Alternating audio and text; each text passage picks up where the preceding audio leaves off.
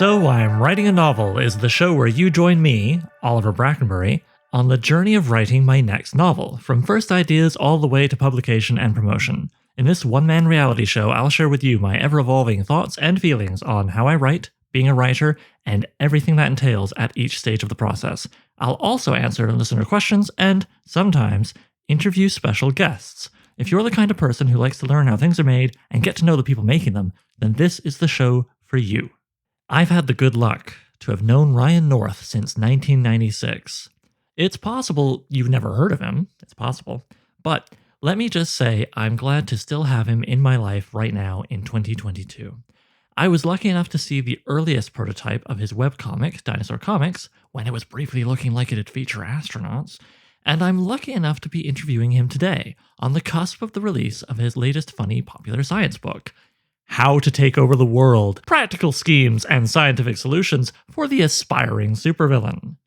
In the space between those 2 points, Ryan has written a vast array of works, including his graphic novel adaptation of Kurt Vonnegut's Slaughterhouse-5, his wonderful revamp of obscure Marvel superhero Squirrel Girl, a pair of choosable path adventure books based on Shakespearean plays, and, honestly, too much more to list it all here. If you're not already familiar with his work, I strongly suggest flipping through the bibliography section of his Wikipedia page or checking out his author site at ryannorth.ca. Yes, he's Canadian. So, without further ado, let's go chat to a guy who once pulled an amazing prank on me that expertly took advantage of my love of saltine crackers. And here we are with Ryan North. Hey, Ryan. Hi, Oliver. It's nice to see you here in the New York studio on First Avenue, the most famous avenue in New York. Yes, we're definitely in the same room in a big city. It's great. In America. Yes, America, the country that exists, Mm-hmm. I believe is what it's what it's known for. Anyway, holy crap, good start. So first off, before we talk about the new book, I just want to ask you an early career question. So right near the beginning, when you were just starting to write things beyond Dinosaur Comics, right? Did it take the editors you worked with like a minute to get used to your fondness for footnotes crammed with extra facts and funnies? Because I just think about like trying to manage word count and then the writer being like, yeah, I added 700 words to the bottom of this one page. Like, Yeah, I will tell you that How to Take Over the World, my new book, first draft had, I believe it was 365 footnotes. And my editor was like, this is simply too many footnotes. Some of this stuff belongs in the text. Some of this belongs in the text. Some of this could be a sidebar. Some of this could honestly be cut. And you need to get it down to 50 footnotes at most. And I turned it around on her because I got it down to 110, I think, something in that range. And I was like, in our previous book, How to Take Over or How to Invent Everything, we had 130 footnotes, and this is lower than that. So really, the word hero gets thrown around a lot these days, but I feel like I'm the hero here. And she was like, okay, fair enough. We'll deal with this. And I wrote something like, please forgive Ryan his footnotes. But this is the thing. It's not like I'm enamored with footnotes. What I'm enamored with is the idea of interesting information and interesting asides. And a footnote is a great place to put that into the text. Like when you're researching a subject, you usually find out something really cool about it. And sometimes the really cool stuff doesn't quite fit in with the point you're making. And I like it when a book feels like you're having a really interesting conversation with someone and they're like, oh, and this is a neat thing about that. So it's not the greatest thing to have 365 footnotes in your book, I will concede, but I never put out a book like that because my editors are good. And I love editors because their job is to make you sound better than you are. And in this case, my wonderful editor, Courtney Young, was like, this is too many footnotes. You need to fix this in yourself and in your manuscript. Right. And in yourself. And yeah, and I wonder, was it, so that was with the new one. How was it though early on when you were working on, say, like narrative stuff like the Adventure Time comics, and you were like, I want to put more jokes in the margins. Because I can see that being a little harder sell than additional facts in a fun fact book. I don't think it was actually a hard sell. My justification for it, which I was never asked for, was that buying comics in print is a not inexpensive hobby. And I liked the idea that in this comedy book that we were literally cramming jokes into the margins. Like we're giving you your money's worth here because there's a little joke beneath every page. And when I did Kid Constantine for DC, they were like, oh, can we have the little jokes in the bottom of the page? And I was like, sure, of course we can. And then we realized the book would be 5x9 and there would be a lot of room for jokes at the bottom of the page. And so we had to cut it, which was I was very happy with because I had not written any jokes at the bottom of the page. That was a job for future Ryan. So it was a very easy cut to make. The stuff you've never written is always the easiest stuff to cut. Yeah, no, you don't even have to press delete. Yeah, well, and also I kind of like that, it's become part of your voice. Like, I like the transition from, like, I guess the alt text on Dinosaur Comics was probably the original of that, right? Mm-hmm. But in terms of your writing for an audience. But yeah, then over time, I think it feels like it led the like it put the foundation there for you to do things like your choose your own adventure, comics and then books and stuff like that. It's like, okay, this is a guy who likes to mess with format. Yeah, I do like to mess with format, and I feel like, honestly, that is one of the things that I find most interesting about comics in general and the nonlinear second-person narration of choosable path adventures, which I use that phrase because Choose Your Own Adventure is owned a trademark by ChooseCo, and they are a not unlitigious company, which is why I never say Choose Your Own Adventure, I say Choosable Path Adventure. ChooseCo, don't come for Ryan, he's got a dog he needs to keep feeding.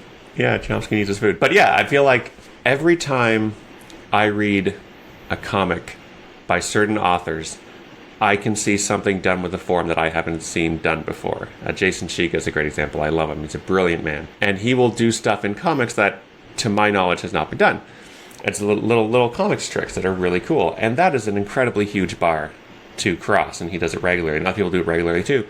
Because it's a young medium that is not fully explored. Like, it's very hard to point to a novel and say, this has done something with the printed word that I haven't seen done before, that has not been done before. It can happen, but it's much more rare. But with comics, you can do it. It's the same with video games. I think of a great video game, it's usually something that is doing something that has not been done before in video games. That's routine for great video games, but it is a wildly unsustainable bar. Once the medium matures, we're not going to be doing that. We'll have the technology and we'll have it more fully explored. The same with the choosable path adventures. These are normally books written for a juvenile audience. And so when you start to write one for adults, like I was doing, there's some neat stuff you can do that I hadn't seen done before. There's a bit in both books where you can unlock a playable character that's hidden in the text. And the way you do that is you can't change the state of the book, but you can change the state of the reader. And so you tell them when they find a good ending, or secret ending, to say, okay, when you choose a character, instead of choosing one of the two options, take those options, add them together, divide by 2, take the square root, etc., and turn to that page instead. And so now when they get to the choose your character page, they have there's a hidden option. It's there on the page, but it's invisible, that lets them unlock this third character. And this is something that you can do with the form that you probably could do it with kids. Maybe just no one had done it before. But it's stuff like that where the form, the full potential of the form is not yet known. And I feel like that is a very special and unique and privileged position to be in when you're working with a medium where you can say, okay, I want to tell the story and I want to play with these characters, but I also, best case scenario, want to do something that hasn't been done before in this medium. And that's exciting. That's fun. And I imagine podcasting is also a young form, so... Yeah, no, I'm trying over here. I mean, that's why I messed around with the story consultation episodes I did recently, where I found a couple of brave authors who let me do a story, like edit basically of their short stories, works in progress, and then we just discussed it and like editing notes like live. Usually editing is a very private thing, and understandably people are very like, oh geez, I don't want people to hear about how I messed up a comma or whatever the heck. So I have a good editing story. I love to share an editing story. The very first issue of Squirrel Girl, in the final issue, she meets Craven the Hunter, and she thinks, how can I defeat this guy? And she thinks maybe I'll put squirrels down his pants, or I'll do stuff with squirrels. And eventually she realizes what his core problem is and helps him, and that helps save the day. But in the first draft, she just stuck squirrels down his pants, and that beat him, and that's how she won. And my editor, Will Moss, said, I always saw Doreen Green, Squirrel Girl, as someone who helps people with their problems. And it was like seeing the answer key at the back of the book. And I was like, yes, of course, absolutely. Destroy this draft. I'm sending you a new one. It's going to be so much better. And that characteristic of her being empathic and helping people defined the character and defined the 58-issue run that we did. And that came entirely from an editor seeing what I'd written and being like, I think we can make this better. And I think that's really interesting. Like, I don't want to, especially in a collaborative medium, I don't want to stand there and say everything on the page is mine and it's my brilliant idea and I had no help. Like, that's a lie. Of course, but also that's fascinating because that casts a new light on the last question, or next to last question I want to ask you that we discussed a little bit before recording. Sure. So we'll get there when we get there. That's what we call a teaser, folks, because people don't know what a teaser is. And Isn't it called foreshadowing? I guess teasers yeah, are no, some you're right. class It's of foreshadowing. Yeah. All right. Well, there you go. We just edited my own comment, so I'm into it.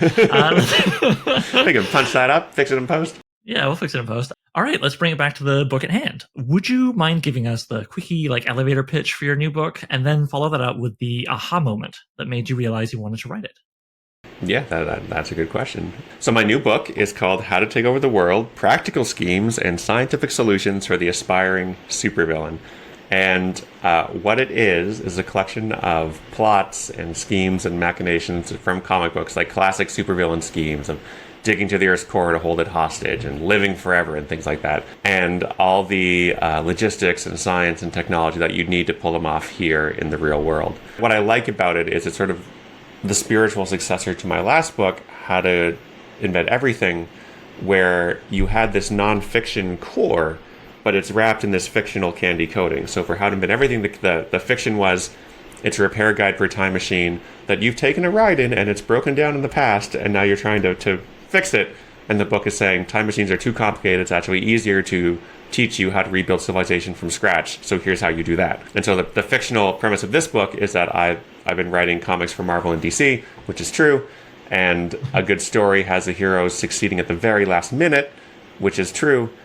And the fictional part is, so basically what I've been doing is coming up with increasingly credible world domination schemes that fail only because I've been writing them to fail, and actually they would work perfectly, so here's how you do that. I just pulled these out of a drawer, when the truth is it took me a long time to research them and figure out all the logistics and stuff. But you're using this idea of world domination as the fictional lens to view the nonfiction of the interesting science and technology and history of what we can do right now and the wild stuff we could do if we put our minds to it and had $56 billion to apply to the problem. So the moment of Genesis, it wasn't really sort of an aha moment. For How to Invent Everything, it was a book that I had wanted to read for decades and no one had written it. So I said, fine, I'll do it myself. And it was a lot of work. I would have much preferred just reading it. For this book, it was more me thinking, what is that fictional candy coating that I could have fun with? And what is a fun premise that we could explore seriously? Like, what is an outrageous premise that then we could say, now here's the actual science and technology behind it.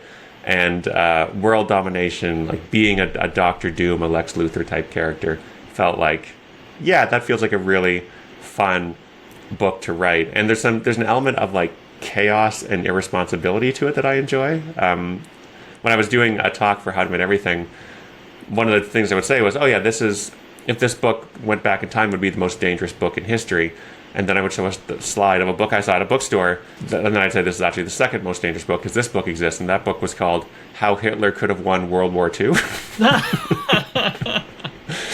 And I love the idea of a book on someone's shelf where the spine says how to take over the world. That's great. That's the book I want on my shelf. So I wrote that book. I'm going to place it beside other books I purchased, including Is Eating People Wrong? Well, which is a book about law. It's a book about law and talking about, like, in certain situations, cannibalism is fine. Like, in a plane crash situation, no one gets charged with cannibalism. But I have it in my guest room, so when COVID's over, people can come and they'll just see a book, Is Eating People Wrong? Next to a book called Contingency Cannibalism. I appreciate the effort you put into this because it's very easy to see like a kind of a kitsch store selling just the spines. And you're I'm going to read books and write books to go with these funny spines. It blows. It makes me so angry when you see a book. I complain about this. I found out there's a term for it. They're white elephant books. They're books that exist only to be given as gifts, and they're not meant to be read. And like that, the thing with How to Invent Everything was I wanted this book to fulfill the fictional premise of, yeah, it's a repair guide for a time machine that teaches you how to rebuild civilization from scratch. But it critically also had to be a viable guide to rebuild civilization from scratch. Or else, what are we doing here? Like, why would you even bother reading this or writing this? And so the fun of How to Take Over the World is that these schemes will work. Like, there's a lot of thought and effort put in them. They're super expensive, but they're things that will work, and in one case has already worked to actually do these crazy worlds-changing villainous plots in the real world. Actually, I just thought of something, because I suppose aside from the one that's already been done, which I don't know if I should ask you which one that is, because that feels like spoiler territory, But have you not perhaps pre-thwarted everything in the book by publishing the book so that now people can see those schemes and go, oh, and they'll know how to stop them if the early stages of any of them start, showing signs? I don't think so, because a lot of them you could begin in secret. One of them you could very easily do in secret. And actually, there's one scheme where I was like, this seems like maybe I should make it super clear that you shouldn't do this because it would be really bad. But I also feel like, hiding that if I, a simple comic book writer, can come up with this, then surely there are others of means who can see it too. And I don't think the answer is to hide it and hope they never do it. I think the answer is to show it and be like, here's some stuff. Let's learn about it. It's interesting. And let's make sure that nobody does this crazy stuff. But I don't want to make that book sound dangerous. I don't think it's a dangerous book. Yeah, no, it super isn't. Like, I think even if Jeff Bezos read it and was like, intriguing, I mean, I think we'd be okay. I think we'd be all right. I mean, there's a chapter on immortality, and there are so many tech bros throwing money at life extension schemes because they don't want to die. So this is already happening. Yeah, well, there's that too. Yeah. Exactly. So, okay, for a popular science book like this, or your previous one, How to Invent Everything, the role research plays is pretty big compared to most other types of books, as are perhaps even some of the risks. Like, how did you know when it was time to stop research for How to Take Over the World? I agree that normally it's hard. For How to Take Over the World, it was actually a bit easier because it's a prospectus of plots. And so there are 9 different schemes in the book. And so I could stop once I had a fair book amount of schemes. And also, there's only a certain number of supervillain plots that you can do in the real world, because anything that relies on shrink rays or mind control beams, I can't reproduce here. That's comic book science. You have to have real life science in these books. But I think the core of the question is, once you start learning and once you start thinking, you can never stop. You can just keep thinking of more and more things. Well, if you got 365 footnotes, you know what I mean? Like, it's that kind of thing of just feeling like, especially when you have a pre-made way of cramming in a little extra via, say, footnotes. Yeah. The temptation must be pretty strong. Yeah, I think whenever I'm writing, I'm also reading what I'm writing as a reader. And you're trying to be like, is this moving along quickly? Are we getting lost? There was one chapter that ended up becoming 2 chapters because it got so big. And it was going to be a chapter about secret bases and starting your own country, and I thought those could be one thing, but they became 2 separate things. So there's a lot of really interesting things to talk about secret bases, and there's lots of really interesting things to talk about taking over a country to make it your own personal country. And so in that case, there's a moment where you're thinking, oh no, is this getting away from me? Like, this chapter is now 2 chapters, and what if it becomes 5 or 6 or 7? I'll never stop. But once you reach the decision of these 2 ideas should be separate, I think it's just a matter of, is this moving quickly? Is it interesting? And am I cutting out things that hurt me too much? Because if they're hurting me too much, I'll put them back in as footnotes or sidebars or a full separate chapter if it's that critically important. Mm-hmm. But it's a holistic process. I know that's an unsatisfying answer. If I do different things and I stop when it's good, but that's kind of the basic of everything I do. No, dude, a big part of this podcast is craft. So, how you did that thing is a perfect answer. So I have a few sub-questions related to this. For example, how did you keep it all organized while you worked? Did you use Scrivener? People like to recommend that. No. Oh my God, Scrivener. I knew you'd say that. I wish people who like Scrivener had interests outside of Scrivener. I feel like it begins to eclipse their personality. Listen, I work in flat text files. For this book, I started in flat text files. I switched over to Microsoft Word, and all the chapters were independent. So it was very much like, here's this scheme, here's this scheme, here's this scheme. When I had a book length amount of schemes, I started to think, well, how could these be organized into a book? How do they fit together? Where do they, like a puzzle? And then should I write more chapters? Should I cut this chapter out? That sort of stuff. But there was not a lot of, I don't know, what do you call them in Scrivener? Your mind maps and your little charts and your little graphs and like, oh, I can pull up my research. Well, I mean, I have a directory in my computer that's labeled research. I can pull that up. Like, and this is, I'm sure everyone works differently, but there's a certain type of writer who wants everything at their fingertips in one application. And there's a certain type of more Unix inspired writer who wants everything to do one job.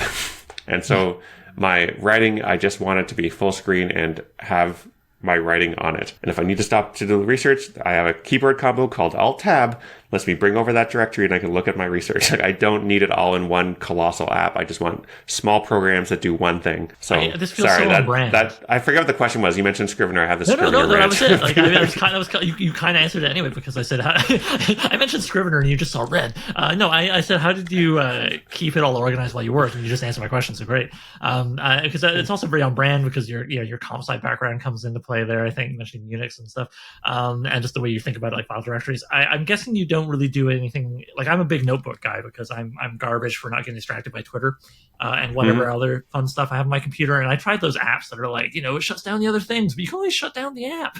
Like, if you're really determined, you can always claw your way out of the box you put yourself in. We can solve this. What we do is you go to your computer and we take your Mint account and you let me use the computer, and I open up your host file and block those sites at the DNS level, and then I change the admin password. Yeah, but then I'm just going to call you until you unlock Twitter. I block your calls. I end this decades-long relationship, and eventually you thank me. You wake up at 3 a.m. I'm just at your window. No, I get it. Like, they can be distractions, and I actually work in a very distracted way. Someone asked me once, what's your process like? And I was like, oh man, if you look at me writing, I'll write for 20, 30 minutes, and then I'll pause to look something up. And while I'm looking something up, I might check Twitter, and that might take 5 or 10 minutes. And over the course of a day, I'm sure that adds up. But I also I am blessed with a deep sense of guilt when goofing off, which acts as a throttle on that, right? Like, I cannot lose an hour to social media, because 10 minutes in, I'll be like, what the fuck am I doing? This is a waste of time. And I will feel bad about it. I'll want to get back to the stuff I actually enjoy doing, which is doing the writing. So I understand the idea for notebooks. I tried that at the start of this project and hated it, because then I had a physical object that could be lost. So what I did is that when I'm reading a book and I want to take a note, I would just take out my phone camera and take a picture of that page. I would pirate that page of the book. And then in my camera roll, I would have a directory that I would fill in all these files. And then when it came to wanting to check my notes, I would flip through these pages of the books. And what I took the picture for wasn't highlighted, but I could usually tell, and it gave me context. And it meant that as I went through my notes, it took a bit longer, but I also remembered stuff from the book that helped what I was taking notes for. And so in a way, it felt like a hack, a cheat. Like, I'm not taking notes, I'm just taking a snapshot of a page. But for this book, yes, it slowed down the writing a little bit, but it made me think in a way that you don't think when you're reading your own notes of, why am I reading this? What's the interesting thing? And in some cases, I look and be like, I don't know why I took a picture of this page. I have to reread it. And then I remember the thought that I had when I was taking that snapshot. So it's a very idiosyncratic use of that, because anyone else would not get the same value out of those pictures because they wouldn't have the same thought processes. But for me, it meant that when I was reading, it could go quick and I could take the picture and move on. And when I was writing, it felt a little bit like spelunking, or like recovering the data that was there. No, I know exactly what you're talking about. I mean, you remind me of two things. One is, I know there's smart notebooks out there that formalize the process you just described, basically. Evernote, yeah. I know, right? But it's we found an app for taking a picture of the page and then everything you just described. So, it's just a way of getting, some more software in there or whatever. Mm-hmm. And then also, myself, it adds a little more work, but similar to this kind of thing with spelunking, as you say, back through your own writing and being like, okay, and reiterating to yourself, why was I doing this? And obviously refining and editing as you go along, because I have time. So I feel like the trade-off of the extra effort is worth it for sure to do the notebooking thing. But of course, you got to figure out what works for each book and where your head is at. If it works for you, it's fine. For me, I feel like I always want to keep things as simple as possible, and my goal is that in 100 years, I can open up this directory and still be able to read all the files in it. And I don't expect Evernote will be around in 100 years, but I think a basic file system with JPEG files, a bunch of dated JPEG files, will still be legible. So we're talking about personal preference. And for everyone listening, there's no wrong answers here. You don't need to be as crazy as me and being like, these notes need to be in popular standard file formats so that they'll be legible. It just whatever works, right? Oh yeah, no, that's something I say many times on this podcast. That I always try to be I'm not being prescriptive. I'm just sharing what I'm doing right now. And if you get something from that, great. And then I think everybody's writing process is just a constantly modified Frankenstein's monster. You tear bits off and put bits on as you move along, and as long as it keeps it going. I mean, it's interesting because I do use notebooks sometimes when writing fiction, because I will get tired of sitting at the computer at this empty document and be like, this sucks. I'm going to go downstairs and sit on my chest like I'm a little kid and just doodle in this book and write down ideas. And just changing where you are and the way you're writing can help a lot. Like, that has produced some really good stuff. It's also produced some pages filled with bad ideas. Oh, sure. But I mean, but sometimes like, oh, this is great. And then I'll take a picture of that page and put it in a directory. Oh, no, of course. And also screen fatigue. I mean, good grief. Yeah. So, yeah, okay. How did you know when a fact was great for the book? Or not for this one, maybe another one yet to come? Or even it's something that actually lacks broad appeal and only you would find it worthwhile? Yeah. Whenever I find a fact where I'm like, this is really cool, I need to use this, I'm actually deeply suspicious because I feel like if I haven't encountered this before and it's really cool, maybe it's a lie. So I'll start trying to like collaborate this fact and see if it's actually something interesting. That came up more in How to Invent Everything than it did in How to Take Over the World, because there it was less of interesting tidbit about this bit of historical technology and more how could we actually do this? So what do we need to accomplish this? Which is less of I'm looking at particular things and more I'm consuming a whole bunch of stuff trying to find some way to pull off this plot. So it was, again, it's a holistic process. It's writing down stuff you think is cool. One point where that kind of blew up on me was I was talking about for secret bases, and you'd figure out how big your base is so that you can support your hench people inside of it. And that leads into, well, how much space does a human need to survive? And that leads into the biosphere experiment. Yes, I really like the segment on that in the book. Yeah. So that biosphere segment began initially as a quick aside, and I was like, oh, this is actually really interesting, so that should be a footnote.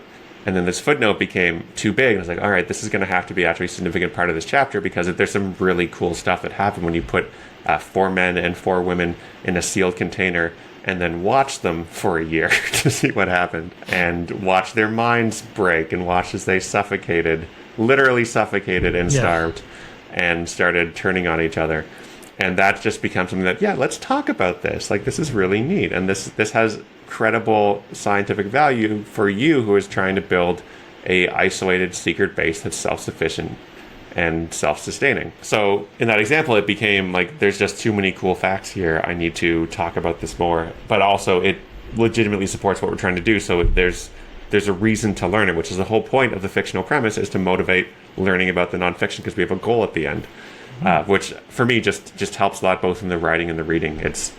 I love books that take a single subject and tell you everything you need to know about it, or movies like the documentary Helvetica. It's like, here's an hour and a half. You'll go in, you'll know everything you need to know about Helvetica. You can check that box off. Done. I have Helvetica covered. And I kind of wanted to treat each chapter in the book like that. Like, here's all you need to know if you are going to dig to the Earth's core, or have a secret base, or take over a country. Check. Got that. Done. Never have to do it again. Yeah, got it. Yeah. Yeah. All right, cool. So final little sub question, because there is a file directory here for my questions. I just want to get that. Perfect. Love it. Yeah, part D of 3.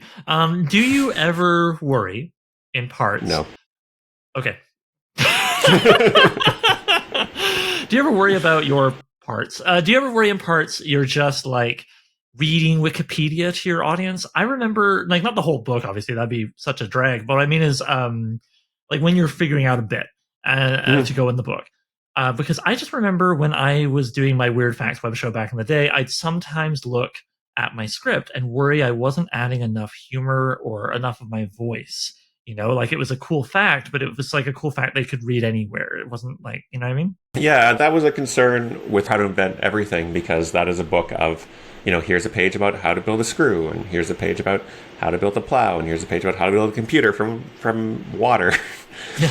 And so when you cut something down to its core essence, it wasn't that I was worried that this would read like a Wikipedia page, but I was worried that someone would be like, oh, this book is Wikipedia with jokes. Mm-hmm. And obviously you want to aim higher than Wikipedia with jokes.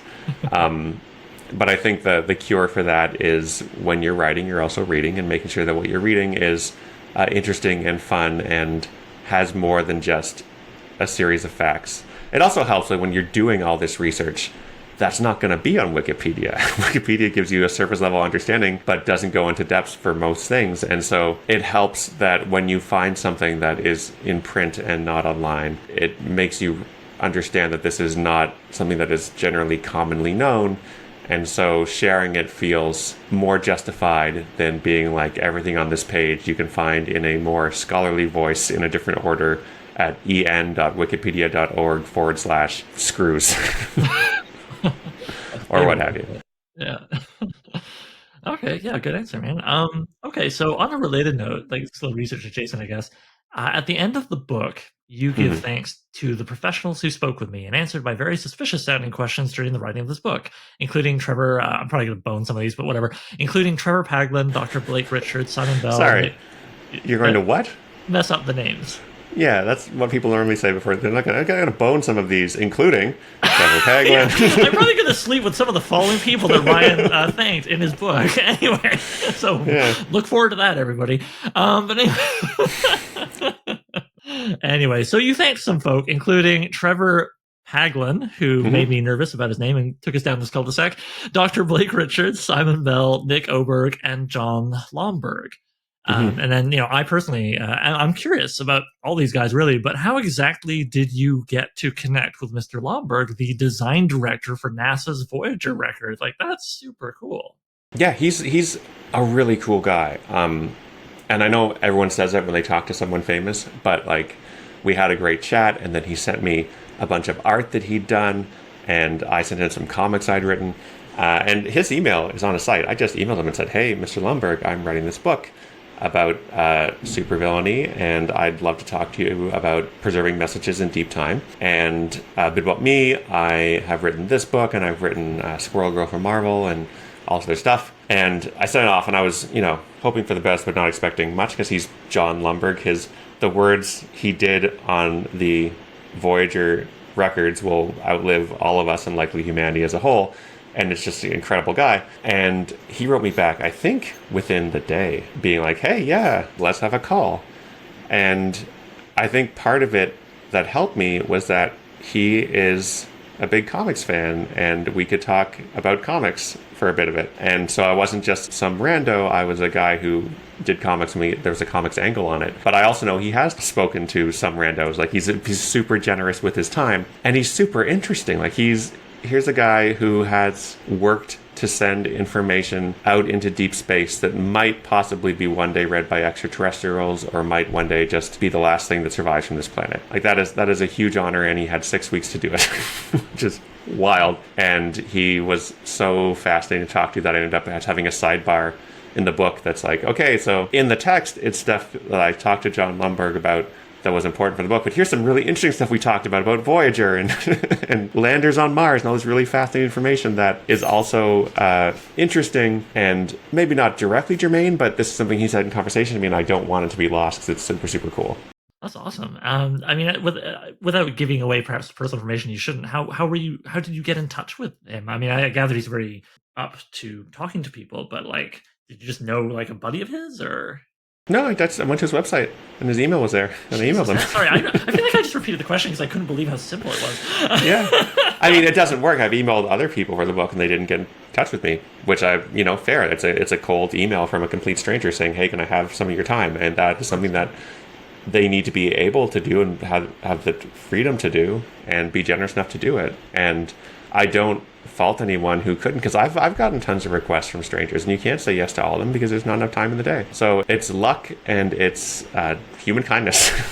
Well, bless him, because I really enjoyed that aside section as well as the the book's better for him in it. I feel like there's a certain type of person, I think that's most of us, who when you think about stuff like the Voyager spacecraft going into deep space effectively forever, that's so cool. Like, that's fascinating. And the idea that we don't know how long it could last, that it could last for 10 billion years or more, is incredible. Like, that's a time scale that you can't even imagine. It's just so much bigger than human lifetime that it becomes wild.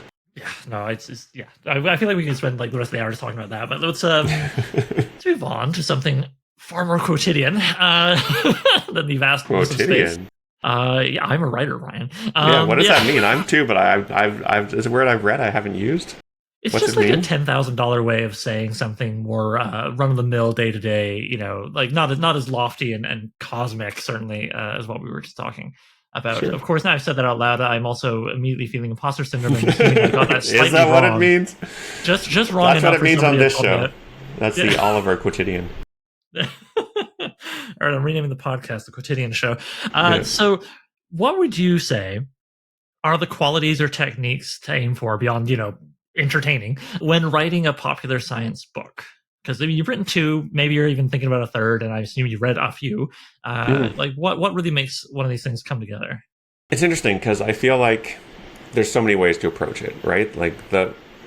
I have a bunch of books on single subject, which I already revealed that I love, where it's like, here's everything you need to know about paper or wine or sand or glass, or like here's everything you can find about that topic, and I just hoover that up. But for me, and this is going to get into like a brainworm situation, I get really twitchy around originality, and I recognize it can be both a strength and a weakness. I'll give you an example. Dinosaur Comics, comic I started, same pictures, different words. I did it because I wanted to do a comic and didn't know that comic writer was a job. I thought you had to do the whole thing yourself, because all I read were these cool indie comics. And I thought I came up with this clever hack that no one had done before of reusing the same sequence of images and just changing the words every day. And I found out 6 months into it that David Lynch, now mostly known for his movies, did a comic in college called The Angriest Dog in the World, where he reused the same 3 panels every day. And had I known that 6 months ago when I started Dinosaur Comics, I would never have started it, which means I would never have had a career. I wouldn't have done writing. It would be a very different Ryan North you would not be speaking to right now. I would have nothing to say to your audience. Yeah, maybe if I did a podcast about like computational linguistics, yeah. Yeah. But it's so weird to see that so much hinges on that choice. And I know in my heart that I would never have done it if I thought someone had done it before. Because that idea of originality is so twitchy with me. But of course, we're all speaking a language that other people speak. Like, this idea of true originality is kind of an ideal that cannot be realized. But I still know that that's something that I get not worried, but I'll keep saying the word twitchy. I get twitchy about it. And so How to Admit Everything, I knew that book didn't exist because I've been wanting to read it for a long time, and I hadn't read nonfiction that started with a fictional premise in the same way, of being like, here's something that is clearly untrue and ludicrous, but fun, and now we're going to learn a lot about the real world as we explore this untrue but ludicrous and fun idea. And I wanted to do that again, and that's where How to Take Over the World comes from. We start with this premise of, here's a guide to taking over the world, which is ludicrous and fun, but lets us give motivation for exploring the actual science and technology behind it. And so that is something that I haven't seen done a lot, and I think is interesting and unexplored. Like we talk about comics, there's stuff in comics that the medium is not fully explored, and that's why I find comics so much more interesting than the novel, which I feel like, and I'm sure you have listeners who are being like, he just he just dumped on novels here. He says novels are boring. They're not boring. They're fine. They do good stuff. That was so convincing. Great line delivery. They're fine. They're fine.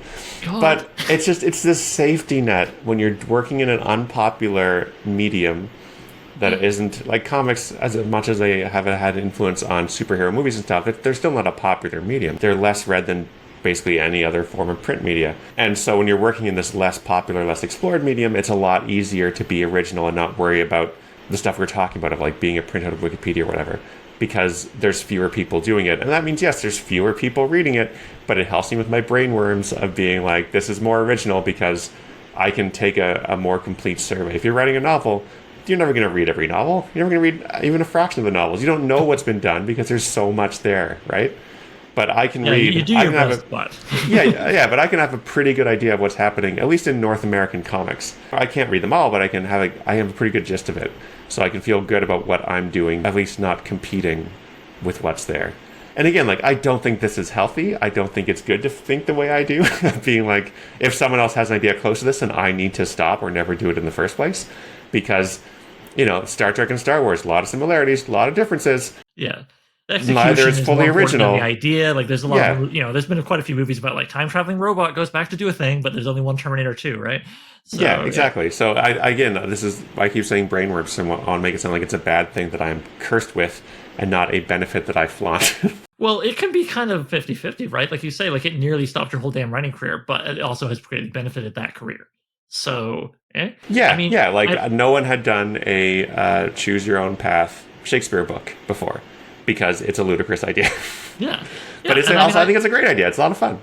no, I agree. And to come back to this book and how to invent everything, I really like that they have these kinds of framing devices that also create or infer, I should say, because it's not like you put a bunch of lore in it, but they infer a world, you Yeah, know.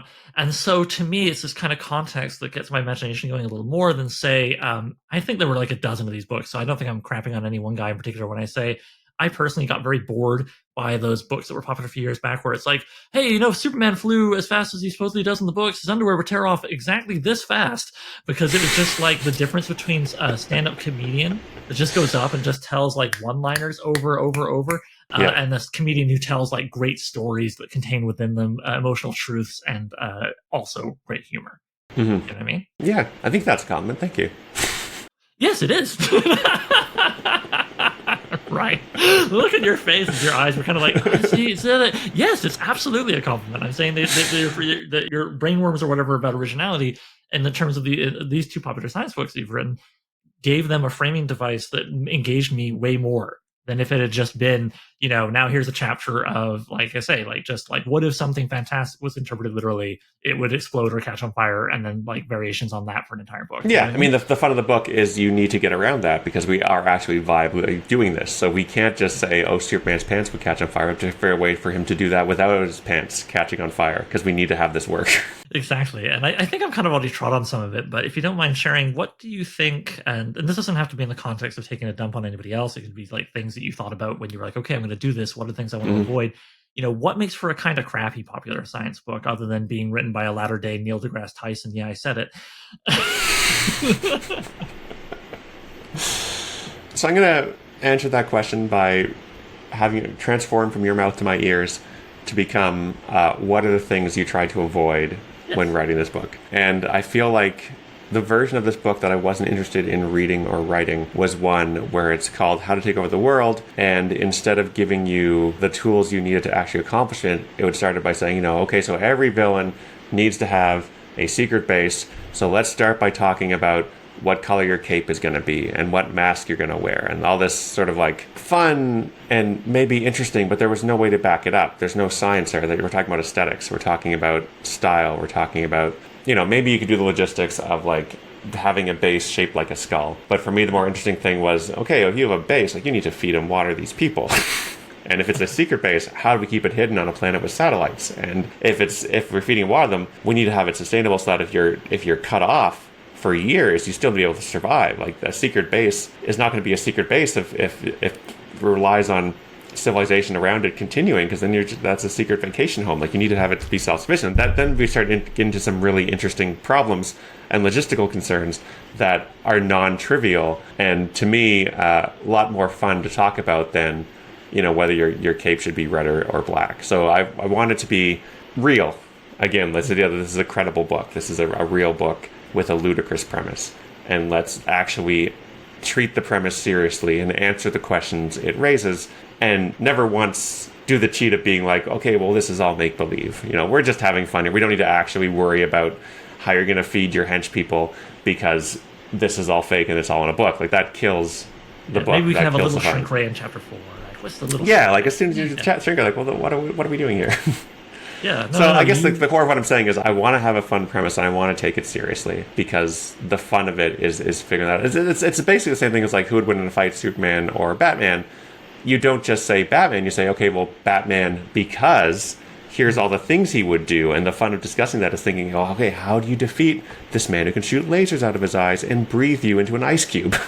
we need to, Yeah, we need no, to do that. I don't think anyone could accuse you of not committing to the bit. I when you sent me the PDF, and I saw it was like 415 pages, and I am a guy who has trouble reading on screens. Like I don't know, I just find anything over about a 5,000 word think piece, I have trouble. So, Sure. but it's what you had to give me, and I wanted to do this interview, and I wanted to do my Mm-hmm. buddy's book. So I did it in dribs and drabs, and then I found myself reading much further actually than I normally ever do in one sitting with an ebook because it just grabbed me. It just worked. And a big part of that is what you just described of like really engaging, not just the imagination, but like the problem solving. of part of the brain. So I felt like it was grabbing me on a couple of places, and yeah, it was. Well, super engaging. that's fun, right? Where they're one of my favorite scenes from a not great movie is the core. Yes, I know exactly. Sorry, go ahead. I literally was telling Sasha, my partner, about this recently, and it came up, and I was like, "Okay, do this with your glasses." Sorry. Yeah. Well, I showed it to my wife Jen because she said you made that up. It didn't happen. I saw this movie. I don't remember that scene. Like, no, it absolutely did. And I found it on streaming and showed it to her. So the core is a ludicrous movie where they decide the Earth's core, I think an electromagnetic storm, something. Maybe the sun stopped it. The Earth core has shut down, and they need to reboot it with a nuke. So they have to visit the Earth's core, which is an amazing premise. Like, how do we get to the Earth's core? There's a chapter in my book about it. And in the movie, they say quite reasonably, we don't have any material that can withstand the heat and pressure of the Earth's core. And the scientist takes off his glasses and he says, "But what if we could?" And then they do it. And the movie skips over the part of how they do it, besides saying, "Oh, we have this unobtainium." I think it's literally called unobtainium that lets us do it. But for me, the fun is saying, "But what if we could?" And then figure out how you can answer that. Like, but what if we could? Yeah, what? So we want to control the weather. Well, that's impossible. No one could do that. But what if we could? Yeah, and let's figure out a way to do it. Glasses at the right angle. Yeah. Your performance of that bit had lived rent free and quite welcome to do so in my head for years. It's a great scene. Oh my god, I love it. Yeah, no, I'm gonna have to find a point somewhere in anything I make where I can just have that happen. And have a sign to say, "But what if we could?" And just jump cut to the whatever the hell I want. And and then jump cut to them doing it. Like it's great. So good. All right, that film again was The Core. The Core, yeah. All right, so there's a downright suspicious amount of learning in this book. In a lot of your books, really, but the last two in particular. Mm-hmm. What form, like just, as a person here, what form of learning do you most enjoy? And is it necessarily the most effective way for you to learn? Are you more of a visual learner? Is it better to listen to a lot of audiobooks? Does that work better? What really makes things stick with you and makes you enjoy the process of soaking up all this information that you use in your books, and also just for pleasure? I think, honestly, and this is almost repeating what we've been saying, is the premise why you're learning this. Like, why do we care about this? It answers the question of, in school, when we were going to learn this, by starting with a premise that makes learning it interesting. And the best example I can think of that is there is a book called, I believe, The World Without Us. And the premise is, what if all humanity in a single second disappeared for reasons that don't need exploring at this juncture? They're just gone. What happens next? And what it is an exploration of how infrastructure decays. But learning, that a hydroelectric plant could probably run for a couple days without human maintenance before something went wrong, or maybe even a couple months, and after that point the electrical grid would necessarily collapse. Like, that's cool, but it's hard to motivate learning about how a turbine works unless you're in the premise of everyone's disappeared, we're wondering how long society can maintain itself, or the remains of society, or in my case, having everything, you're trapped in the past and now need to build an source of electricity as quickly as possible to build a new civilization. Like, that's a motivating factor for it. And that, I feel like, makes it so much more interesting when you have a reason to be learning it. So if I were a teacher, I feel like I would start my classes with some fictional premise of, turns out we've all been transported to France and no one speaks English. So we better learn this quick. Here's your Bechamel. Let's talk about simple verb tenses. And at the end, we'll do an experiment to see who is most likely to be able to ask for food and shelter and survive to the next class. Like, that sort of thing. It gets a little kick to make it motivating for you as a person to have a reason to do this, to answer the question of when are we ever going to use this right off the top. I think that's fun. That's what gets me the most engaged, is that fictional. I think you would be a great science teacher. Yeah. No, just even as you were saying that, I was like, yeah, I'm into that. Although I also started imagining kind of a reality show element where, like, who makes it to the next class, who doesn't. Just like writing the parents and be like, sorry. Yeah, because these titrations are going to decide who survives. Sorry, your kid couldn't ask for a baguette, so at the end, come back next year, try again. C next year, yeah. But even just like at the end, you give them a little, maybe you're asking for candy, so the person who does it gets a candy at the end. I don't know. Motivating people with food and ideas. That's me. I'm into it. All right. I look forward to the chocolate bar being taped to, your next book. Yeah. This Wednesday, or the Wednesday before we sat down to record this, you made a bold claim on Twitter.com. I do that often. You described yourself as, quote, a busy and productive guy, exclamation mark. I said that? You did. I've even got a hyperlink at hand here, so I'll send that to you later to back my... Oh, no, I said... Okay, I did say that, but it was in defense. Thing here. Yeah. It was because I was tweeting about a video game at like 10 in the morning, and I want people to know that I wasn't playing video games at 10 in the morning. Yeah. And what I was actually doing was listening to the soundtrack of that video game, which is a good soundtrack. Continue with your question. Well, anyway, that got me thinking. So that was a bit of a pokey way of getting to this question, but it was fun. For me anyway. The last few times, I've hung out with you in person. You weren't like moaning or being miserable or anything, but I do remember more than once you sounded like a little overworked or exhausted when mention of like all the things you're working on came up. And like, I know you're really good at organizing how you work. I've forgotten the specifics, but I've never forgotten the gist. You explained this to me to something a long time ago about like how you use a keyboard and macros and stuff, and just like avoiding wasted keystrokes, which is a phrase that just burned into my memory. It takes a second to move your hand from the keyboard to the mouse. So the more you can do with the keyboard, that's time in your pocket, my friend. Yes, but then unfortunately the part of my brain that's like, everybody has this voice, I think, sometimes that's like, you're bad and you should feel bad. Like, I would go to the kitchen to get something, come back, realize I forgot something else, and my brain would be like, wasted keystrokes. What are you doing? Amazing. So many wasted keystrokes. But anyway, what is, you think harder, I think, than most people I speak to about optimizing your workflow. But I'm also wondering, like, how do you deal with like the overall life-work balance situation and the self-employed person struggle with the feast-famine cycle that makes it so difficult to turn down work? How do you? I mean, it's okay if the answer is I'm still figuring it out, but how do you figure that out?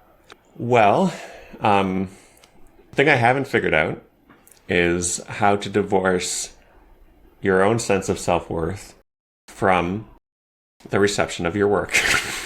Okay. Because I will tell you in confidence, you and podcast listeners, that the day the first issue of Squirrel Girl dropped, I spent the entire day on Twitter just searching for the phrase Squirrel Girl and refreshing it because people were saying nice things, and it was great. I was like, I would like some more compliments. Please give them to me, especially people who don't even know that I'm ego searching for a whole day. And at the end of the day, I was like, A, I lost a day of work, and B, I feel like I spent all day eating candy. Like it's not. Yeah. I had none of these compliments inform my writing in any way.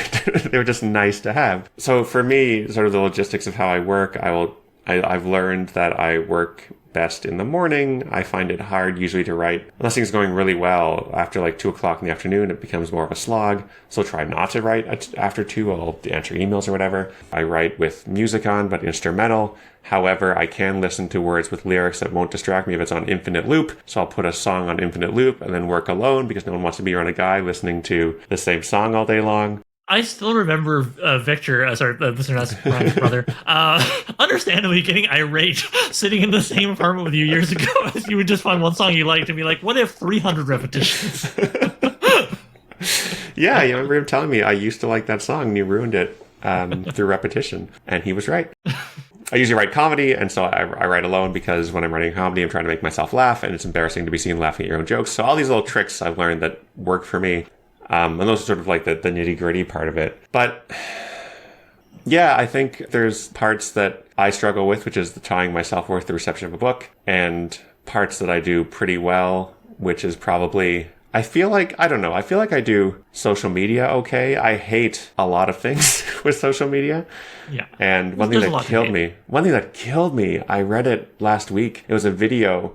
The guy who ran the Steak account, he works for a brand agency, and he had a video that was saying, here's all the successes we've had with Steakums over the past 4 years or whatever. And like, I know it's a brand account because it's called Steakums. They're selling friggin', I don't even know what they are, hamburgers in a tray or something. I don't know what they are, but their whole thing is they're clearly here to sell Steakums. I can't believe they're called steak It's a hard name not to laugh at. Sorry. Yeah. And so their brand was first, they were sassy, and then they were posting about like social justice and all this stuff where you feel like there's at least someone behind the keyboard who is a real person who sees the world the way you do. And then watching this video where it's just putting a number on everything. And when we were talking about social justice, that got us over 3 million organic impressions. And I was like, this is the bleakest fucking shit I've ever seen in my life.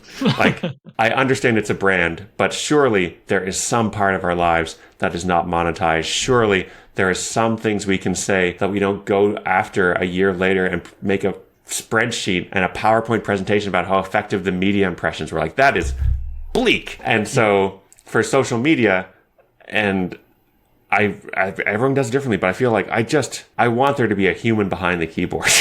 And so, yes, I will post about listening to a soundtrack and making a joke about being a productive and valued member of society and not playing video games all morning. And then occasionally I'll be like, and also I got this new book coming out and you can go here and buy it and please do. And thanks for the support. But for me, like, I'm pleased that I can look at my Twitter feed and see myself reflected in it and not feel like I'm just this, I don't even know, robot's the wrong word. Spam bot.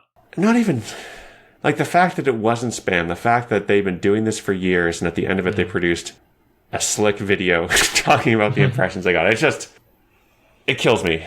It's the same thing with, like, the Web3 Tech Bros NFT space, where everything should be something that's transactional and commercial. Well, yeah, and I feel like it ties back into, maybe I'm wrong, but I'm just remembering a conversation we had a long time ago about you saying the word entrepreneur, like, really got on your tits. Because, hated it, yeah. Yeah, and it just feels in a similar vein, I think, to that. It's this idea of everything having to be quantifiable, monetizable. Yeah. Like, I know personally, one thing I will, when that dark day comes and one of my parents perishes, I will never post about it on social media because I never want to risk going to my grave knowing how many likes my mom's death got. You know what I mean? You want to talk about I love that. leak. Yeah.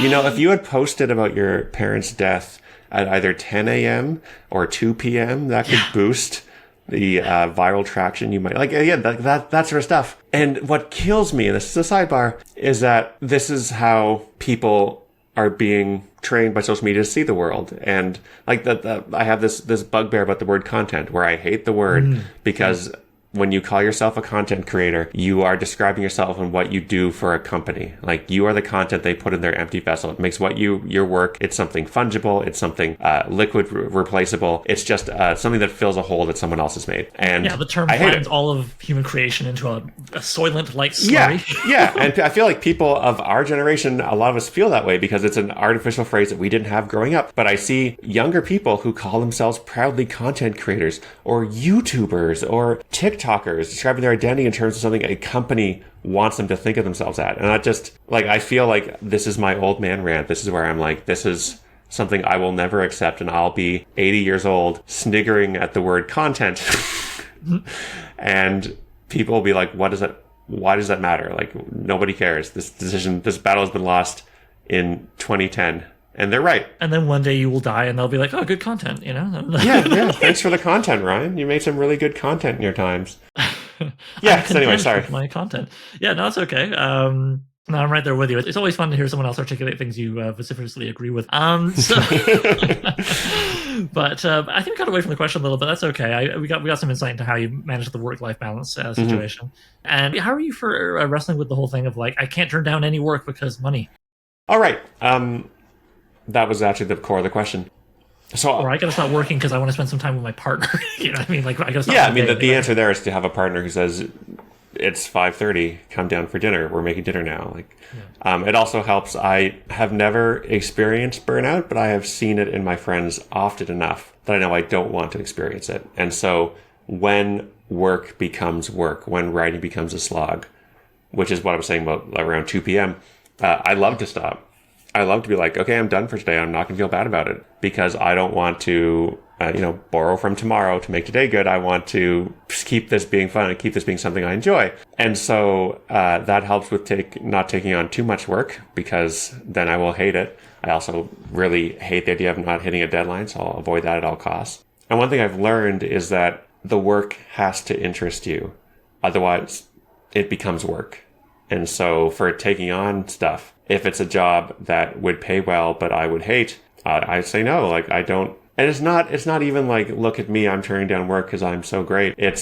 I know that if I said yes, a job that if I enjoyed would take a week, now that I hate it, is going to take 2, 3, or 4 for the same amount of money. It just becomes a bad idea, a bad proposition. So knowing that I hate doing stuff I'm not interested in, and I hate the feeling of having too much work and not being able to do it or not being able to do a good job on it, I try to hit that happy medium. And it's obviously an impossible thing because you don't control a lot of things. You don't control when offers come your way. You don't control changes in deadlines and stuff. So it's a bit of a gamble, but it's something that I think is important for anyone who is doing freelance work, is to, because you're the only one who's going to be maintaining that work-life balance, who's going to be deciding this is good or this is bad. So you have to make those choices.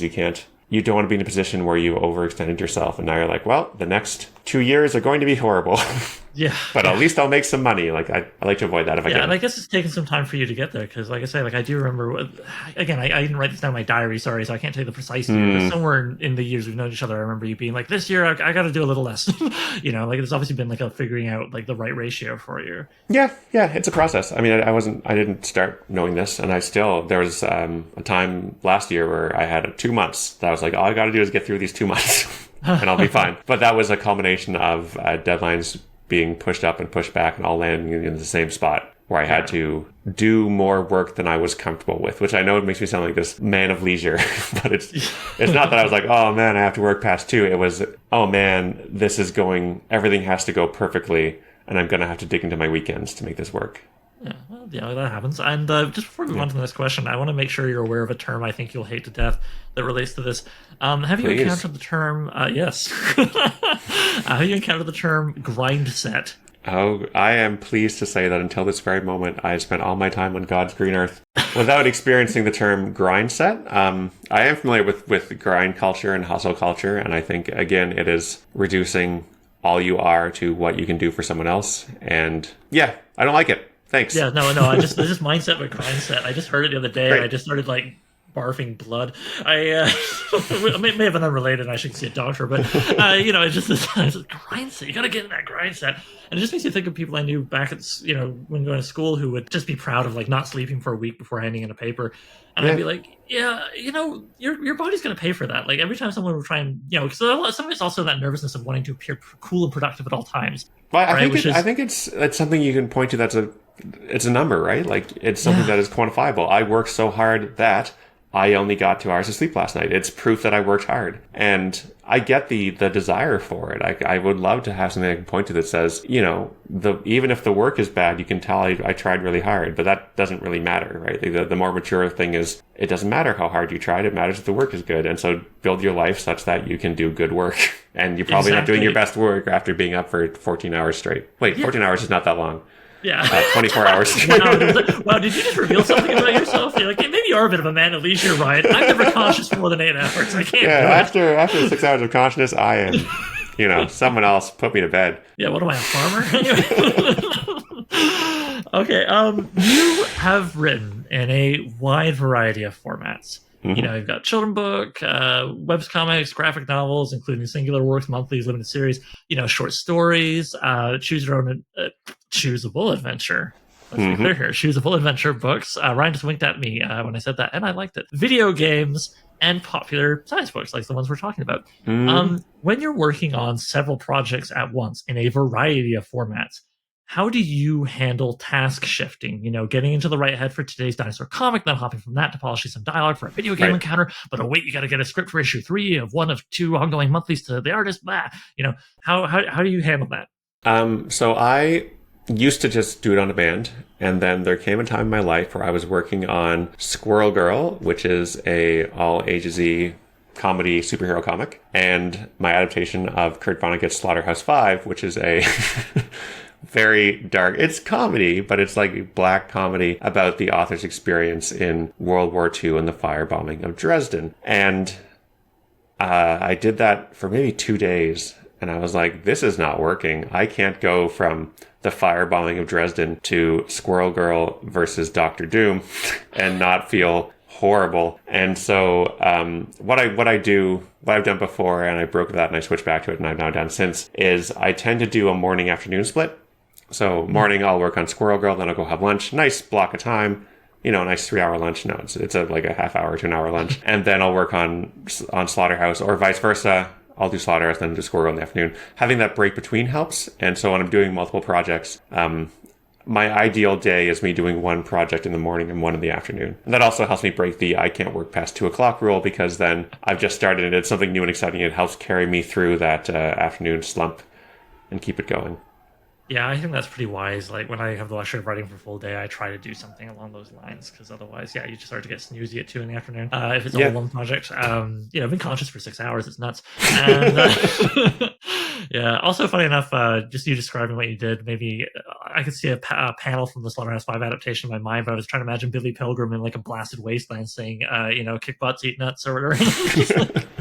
Like, I don't know if that works. Yeah, you don't want to cross those streams. Now, we kind of touched upon this earlier, but actually we were mentioned it, but whatever. Speaking of formats, kind of ironically, in light of the name of this podcast, you've never written a classic singular path novel. Now, after you dismissed a 400-year-old art form, I think, a moment ago. Yeah. I believe I said it was fine. It's fine. Yeah, it's fine. It's we all find our own path. But I mean, is it something you've ever seriously considered, or were you just like, nah? No, it is. I remember I was doing a interview. Okay, I'm only mentioning this name because it's important for the story. I was doing an interview with Lev Grossman, who was talking to me about Romeo and or Juliet, and he's I would say, famous author. I like him a lot. And he asked me questions about writing this nonlinear path. And at the end, he's like, great, thanks for the call. I was like, wait, Lev, while I'm on the line, I got some questions for you. I want to ask you some questions as a famous established author. And he was like, all right, sure, yeah, let's do it.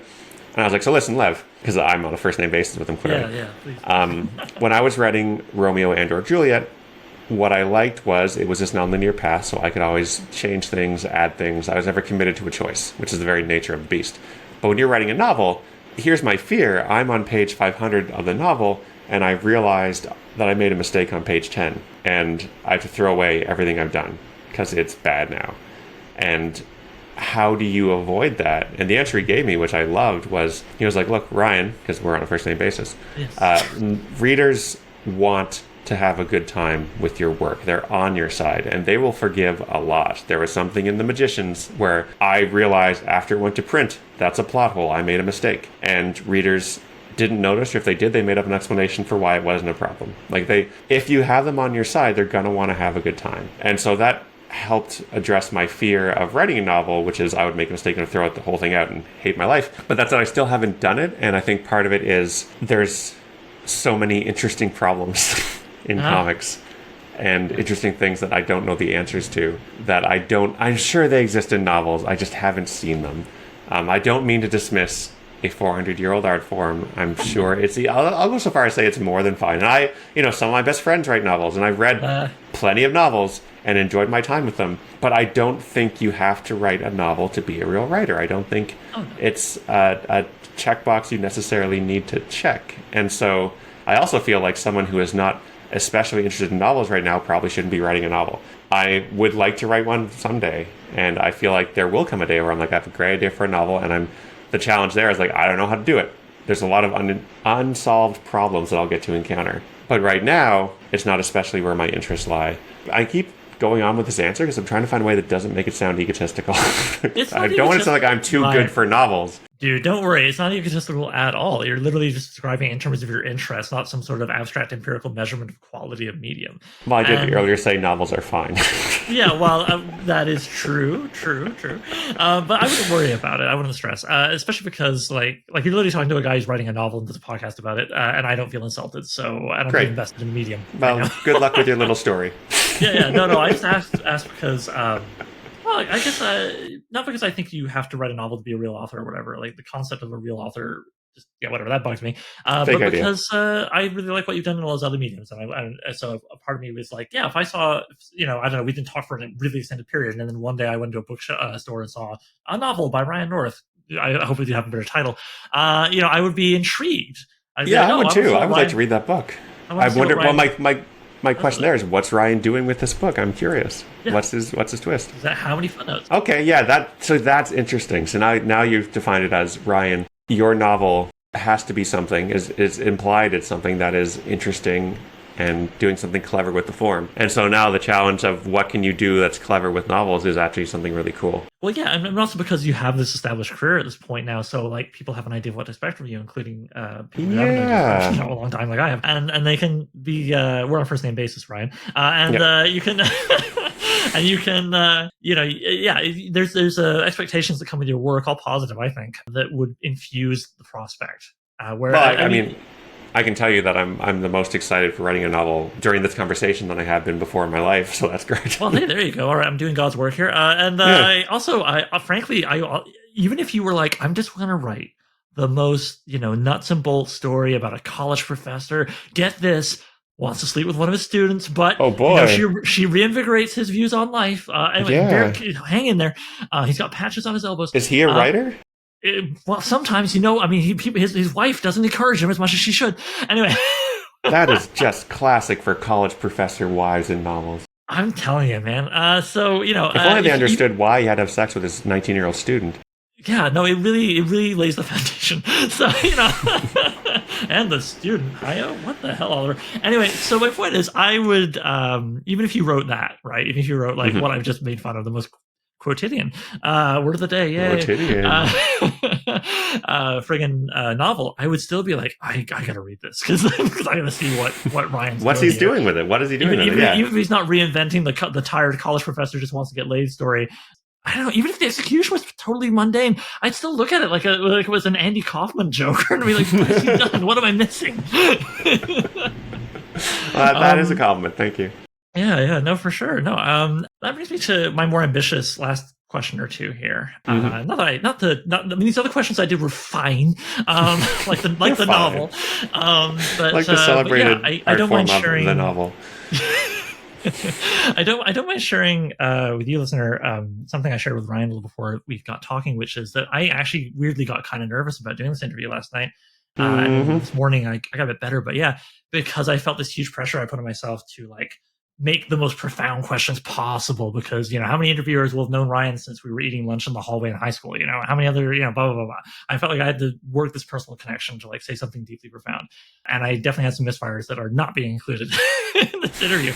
But I've got two. Maybe I'll even cut the last one, but I've definitely got at least one here. I'm gonna swing and maybe miss, or maybe get us to somewhere more interesting, or not even more interesting. Because I just said I love everything Ryan said, and I just put an unnecessary value judgment on the interview. It was fine. Anyway, you can tell how nervous I am already now as I'm getting this question. So let's just get into it. Shut up, Oliver. So this is a bit of a preamble. 2 volumes of Machine of Death. Yes. 2 choosable adventure books. 2 separate comic book finales featuring fairly, I won't say which ones because I don't want to spoil, but featuring fairly literal Deus Ex Machina moments, tackling Billy Pilgrim's journey in the Slaughterhouse-5 graphic novel adaptation, arguably the conceit of how to invent everything, and now this wonderful new book all about how to be a supervillain, someone who's all about imposing their will upon the world, or even when you get up to the real heavy hitters like Thanos, all of reality. Right. Lots of writers grapple with themes of fate and feelings of having no control over your life or seeking total control. But I feel like it's pretty prominent in your work, in particular. Ryan, do you have trouble accepting the things you can't change and finding the courage to... I love an interviewer who can't get through their own question without laughing. Yeah, no, it's always good. Oh my god, CBC, I'm here, baby. I'm ready to do some work for you. The Canadian. Go ahead, finish the question. Say it. But yeah, I just honestly do wonder why do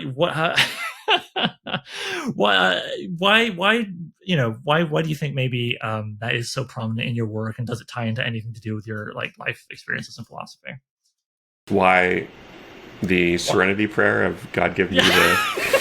yeah. Okay, not the... I see. This is why you don't start making fun of yourself in the end of a question and then break up laughing. It makes it more confusing. That's my little interviewer tip for today.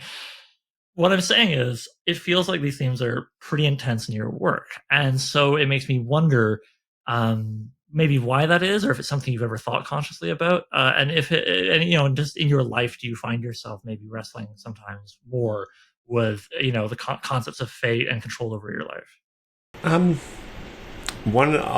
I'll start this answer with a story, which is always what a good author does. When I was asked to write the adaptation of Slaughterhouse-5, it's obviously a very exciting and also very terrifying thing to do.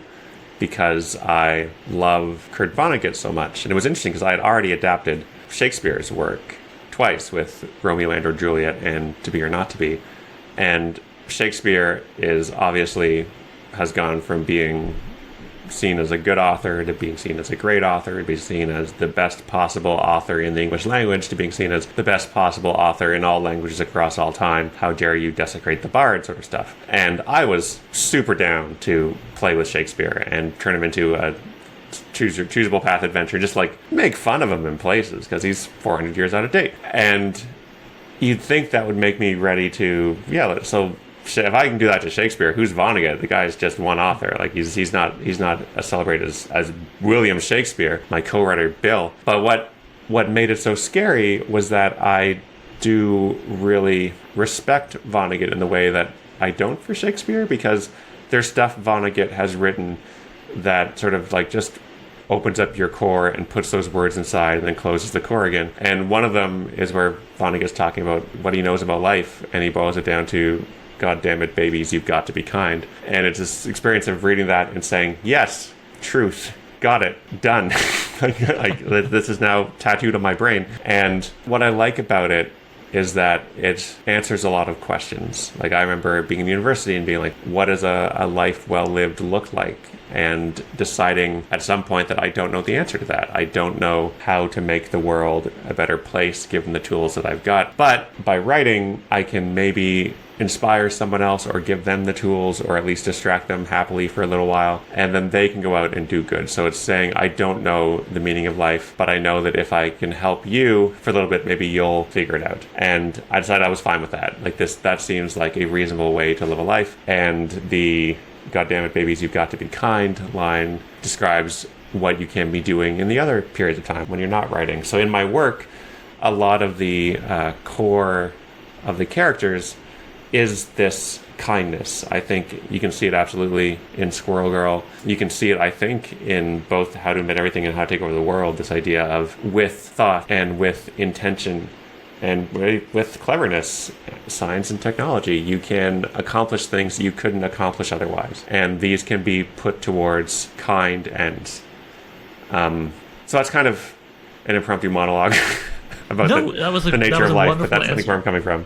Yeah, no, that was a wonderful answer, and it gives it gives, I think, anybody who heard it an idea of where you sit on notions of what makes a life worth living and fate and destiny and all that stuff, and free will versus predetermination, whatever. Like that never interests me. Like the free will, destiny. Like this is the thing. Like there's people who will blow their mind and say, what if the world's a simulation? What if we're all in a cube on someone's desk? What if the world came into existence 10 seconds ago and we all have memories that paper that over? And it's like, yeah, cool. It's untestable and it doesn't change the world we're in right now. So it can be so easily dismissed because if it's true, it changes nothing. And if it's untrue, it changes nothing. And we don't know which one is which. So those sort of big, whoa, dude questions I've always been like, why are we talking about this? It's untestable. It has no effect. So for that, like free will versus predestination, you can't test it. It doesn't change how you feel.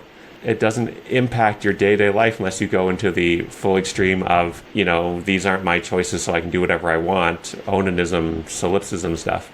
So for me, those questions have always been like, well, who cares? It doesn't change anything. We still have to live in the world as we perceive it. So, God damn it, babies, you've got to be kind. Like it boils down to that more often than not. No, perfect. And so I guess maybe also like the reason a lot of your works feature things to do with fate and predetermination and big gods doing big crazy things. It's also just you work a lot of fantastic genres. So yeah. No, I think it's a good answer. And it's fine. I think and one thing I also really like is you actually unintentionally. This is how great Ryan is, everybody. You just unintentionally did me a kindness. Oh, proceed, please. Yes, because you just did it by accident. Because my last question I sort of discussed with you beforehand, because that's how nervous I was, listener. I was like, this last question works. You ever run it by him? I don't know. It was kind of rambly. It started with an anecdote about Ryan and I watching a movie. It was completely unnecessary. And then I realized, like, actually, all I was trying to do was get to saying something to you, the listener, that I think more people should know about Ryan and his work. These books you can buy for money. Very smooth. Yes, yeah, no, I've worked it in there real easy. Is that I think at the core of a lot of your work, as you've just said, for example, Squirrel Girl, although I gather some of that came from the editor, so that's interesting, Hmm. is is there's this core of empathy and kindness and decency, and we're going to solve some problems and help each other out along the way. This Hmm. book is about supervillainy, which, as you mentioned, even in cartoonish supervillainy, is fundamentally a selfish, greedy, terrible thing.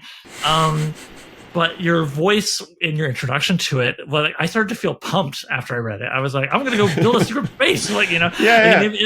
It's like, it's very like, you are good. Which is a funny thing to say to someone who is trying to do bad. But I think that, I think what but it works beautifully. And I think this empathy and kindness and let's solve things together, and work together thing is it's at the core of your writing because it's at the core of who you are, and it's a big part of what makes you a pleasure to know, as well as your work a pleasure to read. So, listener, if you're one of the people coming across this who has never encountered Ryan before, you've enjoyed this interview, and you're like, I don't know, I'll read his book though. Trust me, do it. Do it because whatever the subject matter, even if you're like, I don't read popular science books or I don't know about squirrels who are also girls, I don't know. I assume you are probably into kindness and empathy and helping others out and feeling like you're spending time with someone who shares those really nice values when you're reading their voice on the rim. So I swapped out my big nervous weird question with just saying something really nice about my buddy. That's really nice. Thank you. And endorsing the hell out of his books, and I like that a lot more. That's really pleasant. That's great. Thank you. So let's do the Kfabe question at the end of all podcasts. Could you please tell us again when the book comes out and how best to buy it? Where should people look for you online? When can people buy your NFT? Any clues as to what else you have coming down the pike? Yes, thank you. Thank you, Oliver. My new book, How to Take Over the World, Practical Schemes and Scientific Solutions to the Aspiring Supervillain, comes out March 15th, the Ides of March. And you can get it, you can pre-order it right now, you can get it wherever books are sold. And there's a website for the book I made called supervillainbook.com.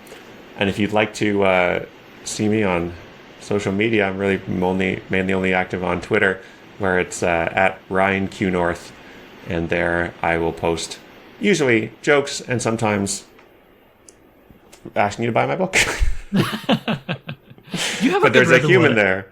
Yeah, no, you have a good rhythm, I think, with that, actually. I know I try with promoting the podcast. I'm like, okay, if I'm going to tweet first thing in the morning, like, go listen to the new episode, I have to share at least 2 other things between then and when I, like, just, well, it's an arbitrary number, but, I want to share at least 1 or 2 interesting things between then and when I talk about it the next day. You don't want to just be a robot. One of the things I like about Twitter for the past couple of years is I have been denying that I'm DB Cooper, famed handsome hijacker. And most people get the joke because he did his crime in 1977, or so I've read, and I wasn't born until 1980, so there's no way I could be DB Cooper. But there's occasionally someone who takes it very seriously. He's like, of course you're not DB Cooper, you weren't even alive. And I'm like, this is why I'm saying there's many other more viable suspects. Let's all stop looking at me. There's no reason to suspect that I am the handsome, only successful act of piracy in U.S. history. That's DB Cooper. I'm not him. I'm just saying I'm not him, so let's all stop asking me about it. It's fun. Yeah, well, there you go, right? You're playing with Twitter and the forms of that as much as anything else. Yeah.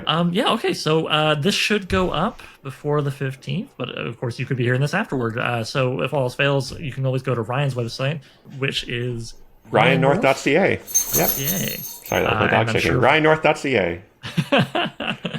And I will link to all kinds of things that we've mentioned in the show notes, so they're easy to find, including his Twitter and all that good stuff.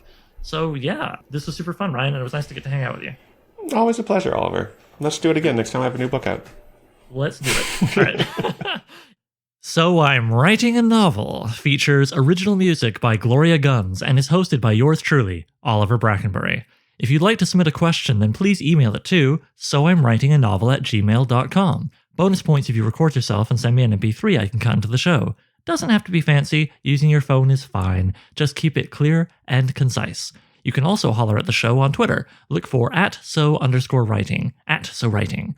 Please consider sharing the show with anybody who might like it, leaving a review on Apple Podcasts, and checking out patreon.com/soimwritinganovel. Patrons get to be thanked in the final novel, listen to episodes of the podcast a week early, and even enjoy a bonus podcast called So I Wrote a Novel, where I read and comment on chapters of previous works, starting with my first novel, Junkyard Leopard. Thanks for hanging out with me, and Ryan, and I'll see you soon.